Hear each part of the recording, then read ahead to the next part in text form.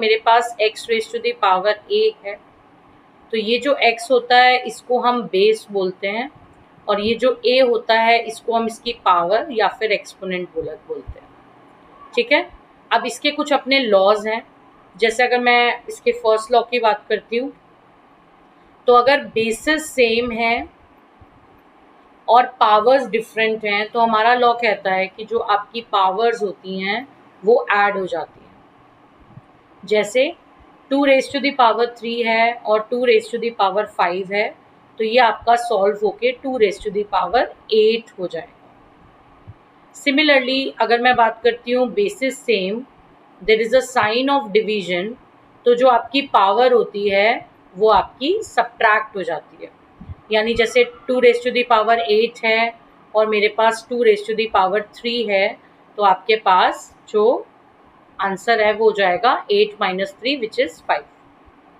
अगर आप बेसिस को इस तरीके से आपने देखा हो, एक्सपोनेंट इस तरीके से लिखा हो विद अ सिंगल बेस, तो हमारी जो पावर्स होती हैं वो आपस में मल्टीप्लाई हो जाती हैं। जैसे अगर मेरे पास 2 रेज टू द पावर 3 और 4 इस तरीके से पावर्स गिवन है, तो ये हमारा आंसर जो हो जाएगा वो 2 रेज टू द पावर 12 हो जाएगा। मतलब 3 और 4 दोनों आपस में मल्टीप्लाई हो गए। जो हमारे पास फोर्थ लॉ है वो ये कहता है कि अगर किसी की पावर या एक्सपोनेंट इज नेगेटिव, तो आप उसको पॉजिटिव कर सकते हो बाय रेसिप्रोकेटिंग द बेस। अगर आप बेस को रेसिप्रोकल कर दो तो उसकी पावर को आप पॉजिटिव कर सकते हो। ठीक है, जैसे अगर मेरे पास है 2 रेज टू द पावर -5, तो आप इसको 1/2 रेज टू द पावर 5 कर सकते हो। ठीक है, नेक्स्ट हमारे पास जो लॉ है वो ये कहता है कि अगर आपके पास बेस की पावर 0 होती है तो उसका आंसर हमेशा 1 आता है। चाहे 2 रेज टू द पावर 0 हो तब भी 1 आएगा, 3 रेज टू द पावर 0 हो तब भी 1 आएगा।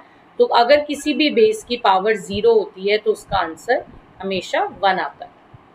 Now the sixth law says कि अगर हमारे पास बेसिस डिफरेंट हैं बट पावर सेम है और there is a sign of multiply, तो जो आपकी बेसिस होते हैं वो मल्टीप्लाई हो जाते हैं विद कॉमन पावर।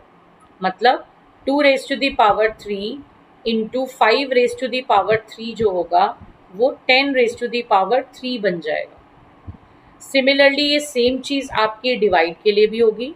तो अगर आपके पास डिफरेंट बेसिस हैं with a common power but you have divide in between them, division sign in between them, तो जो आपके बेसिस होते हैं वो डिवाइड हो जाते हैं विद द कॉमन पावर।